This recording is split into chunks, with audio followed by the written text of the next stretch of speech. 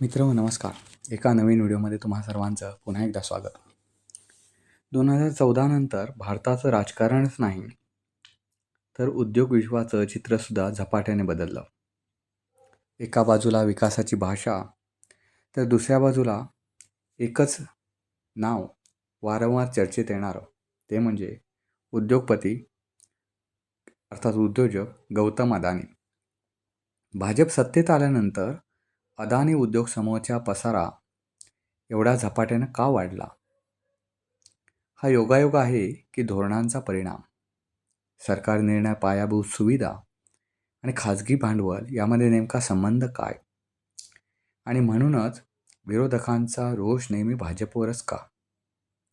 आजच्या या व्हिडिओत कोणत्याही भावनिक किंवा पक्षीय भूमिकेशिवाय फक्त तथ्यांच्या आधारे आपण समजून घेणार आहोत की भाजप सत्तेत आल्यानंतर अदानींची मालमत्तेची वाढ एवढी कशी आणि का झाली. तर व्हिडिओ शेवटपर्यंत बघायला विसरू नका. मित्रहो, एलॉन मस्क अजूनसुद्धा पहिल्या क्रमांकावर आहेत, तर दुसऱ्या क्रमांकावर आहेत गौतम अदानी. संपत्तीच्या बाबतीत बोलायचं झालं तर गौतम अदानी यांचा दुसरा क्रमांक लागतो. त्यांचं उत्पन्न आहे $154.6 बिलियन, तर मस्क यांची मालमत्ता आहे $273.5 बिलियन. मुकेश अंबानी यांची मालमत्ता आहे $92.1 बिलियन इतकी.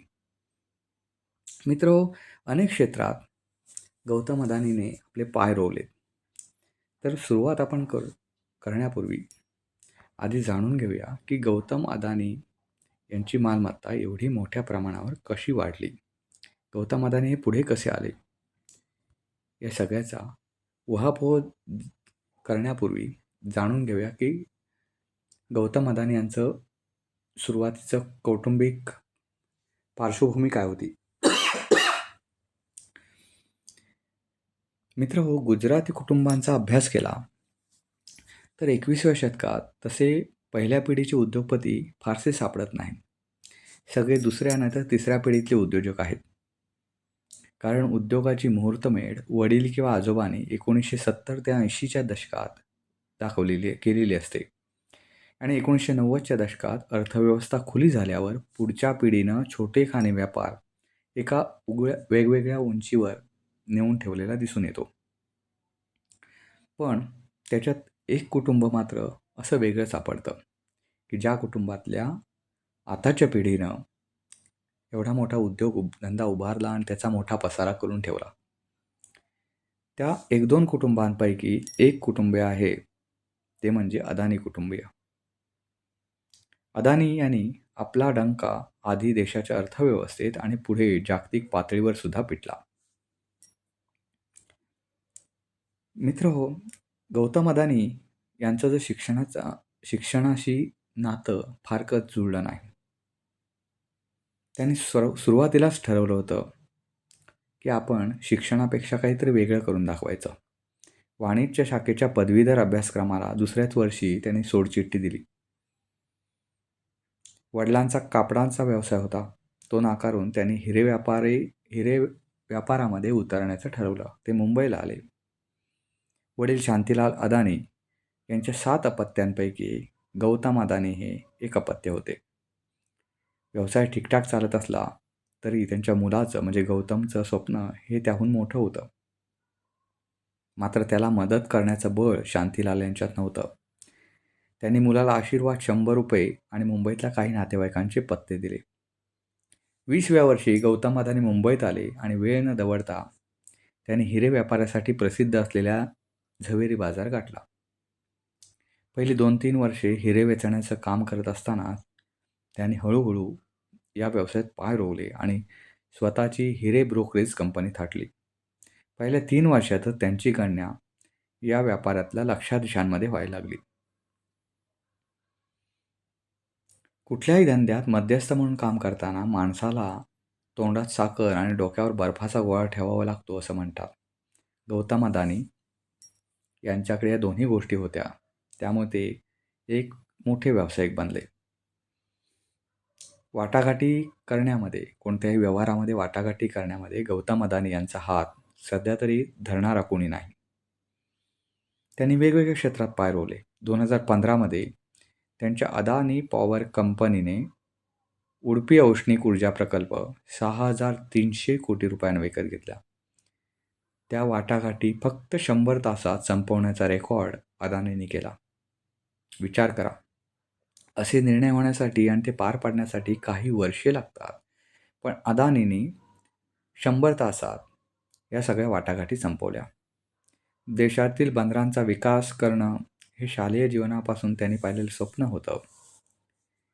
मात्र ते स्वप्नसुद्धा हळूहळू त्यांच्या आवाक्यात येऊ लागलं. अदानी एंटरप्राइजेसचं सामर्थ्य हळूहळू वाढू लागलं आणि ते कसं वाढलं ते आपण आतापर्यंत पाहू शकता. मित्रहो, या खोलापर्यंत आपण काही जाणार नाही आहोत. अदानींचं हळूहळू प्रस्थ वाढत गेलं. हे पाहताना आपण आत्ता पाहणार आहोत की अदानी यांची नरेंद्र मोदी यांच्याशी जवळीक कशी काय झाली. या मैत्रीची मुळं आहे 2001मध्ये. गुजरातला दंगल झाली ही तुम्हाला आठवत असेल, आणि त्या दंगलमध्ये आताचे पंतप्रधान असलेले आणि त्यावेळी गुजरातचे मुख्यमंत्री असलेले नरेंद्र मोदी यांच्यावर मोठमोठे आरोप लावण्यात आले होते. त्यामुळे गुजरात राज्यात असेल किंवा देशातसुद्धा नरेंद्र मोदी यांच्यासाठी अनुकूल वातावरण नव्हतं. अशावेळी मोदींनी उद्योगधंद्यांना गुजरातमध्ये आकर्षित करण्यासाठी एका मेळाव्याचं आयोजन 2002मध्ये केलं होतं. तेव्हा फिक्की या उद्योजकांच्या संघटनेने सुद्धा गुजरातकडे पाठ फिरवण्याचा निर्णय घेतला. मोदी राजवटीला विरोध होता या फिक्की संघटनेचा, एक कारण. दुसरं कारण म्हणजे नुकतेच गुजरातमध्ये दंगल होऊन गेली होती. त्यामुळे दंगल उसळलेल्या भागात गुंतवणूक करणं हे किफायतशीर ठरू शकत नाही असा विचार उद्योजकांच्या मनात आला असावा. अशा प्रतिकूल परिस्थितीत गौतम अदानी हे तेव्हाचे गुजरातचे मुख्यमंत्री असलेल्या नरेंद्र मोदी यांच्या बाजूने उभे राहिले. त्यांनी उद्योजकांच्या एका गटाला गुजरातमध्येच गुंतवणूक करण्यासाठी पटवलं. इथेही त्यांचं वाटाघाटीचं जे त्यांच्याकडे कौशल्य होतं ते कामी आलं आणि अदानी उद्योग समूहाच्या वतीनं स्वतःही राज्यात गुंतवणूक केली. नरेंद्र मोदी मुख्यमंत्री असतानाच बंदर चालवण्याचं कंत्राट त्यांना मिळालं आणि ऊर्जा क्षेत्रात त्यांचा जम बसला. एक प्रकारे नरेंद्र मोदींच्या औद्योगिक रणनीतीवर अदानी यांनी दाखवलेली विश्वासाची ही मोदी यांनी केलेली परतफेड असावी. पुढे नरेंद्र मोदी पंतप्रधान म्हणून नवी दिल्लीत गेल्यावर हे संबंध आणखी दृढ झाले. 2014 नंतर नरेंद्र मोदी सत्तेत आल्यानंतर अदानी यांची संपत्ती पाहिली तर अक्षरशः शतपटीनं वाढली. 2008मध्ये त्यांचं औद्योगिक साम्राज्य होतं ते 8 अब्ज अमेरिकन डॉलर इतकं होतं. ते 2021मध्ये तब्बल 78 अब्ज अमेरिकन डॉलरवर पोहोचलं आहे. केवळ 10 वर्षात, आणि त्यातील शेवटच्या 6 वर्षात गौतम अदानी यांनी मारलेली ही मजल मोठी आहे, जी तुमच्या आमच्या आवाक्याबाहेरची आणि कल्पनेपलीकडची सुद्धा आहे. त्यामुळेच गौतम अदानी यांचा नरेंद्र मोदी यांच्याशी असलेल्या संबंधांची वारंवार चर्चा होत राहते. मित्रहो, त्यानंतर गौतम अदानी आणि वाद हा काही विषय नवीन नाही. सरकारशी असलेल्या जवळीकीचा उद्योगधंद्यामध्ये वापर त्यांनी खुबीने केला. 2018मध्ये केंद्र सरकारने 6 आंतरराष्ट्रीय विमानतळांचं खाजगीकरण करण्याचा निर्णय घेतला आणि त्यासाठी निविदासुद्धा काढल्या. ह्या निविदा काढताना एक पूर्वी अट होती की अशा कामांचा पूर्वानुभव असणं गरजेचं आहे. ती अट केंद्र सरकारनं फक्त आणि फक्त गौतम अदानी यांच्यासाठी काढून टाकली. त्यावेळी या कामाचा गौतम अदानी यांच्या कंपनीला कोणताही पूर्वानुभव नव्हता. अट काढल्यामुळे हे काम अदानी यांना मिळण्याचा मार्ग मोकळा झाला आणि त्यांच्याच कंपनीला हे काम अपेक्षेप्रमाणे मिळालं. अदानी उद्योग समूहाला त्रिवेंद्रम विमानतळाच्या देखभालीचं कंत्राट मिळालं. वर दिलेली जी अट होती, मगाशी तुम्हाला मी सांगितले पूर्वानुभव असावा वगैरे, ती अट काढल्यामुळे अदानी यांना हे कंत्राट आरामात मिळालं. नरेंद्र मोदी पंतप्रधान झाल्यानंतर अहमदाबादहून नवी दिल्लीला गेले ते एका खाजगी विमानानं, आणि या जेटवर अदानी हा शब्द मोठ्या अक्षरात होता. त्यामुळे अदानी आणि नरेंद्र मोदी यांच्यातील संबंध हे दृढ झाले आणि ते जगासमोर सुद्धा सरळ सरळ आले. मागच्या 10 वर्षात उभारलेल्या मोठमोठ्या प्रकल्पासाठी अदानी यांनी बॉन्ड्स आणि कर्जाच्या रूपात तब्बल 30 अब्ज अमेरिकन डॉलर्सचं कर्ज उचलल्याचं स्पष्ट होतंय.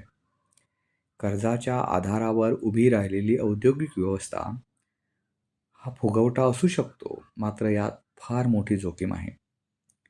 कर्ज देणाऱ्या बँकांकडे मध्यमवर्गीय आणि विश्वासाने पैसे दिलेले असतात आणि त्याचा वापर मात्र उद्योजक स्वतःच्या भल्यासाठी करतात, असा एक सूर यामुळे भारतात उमटू लागला आहे.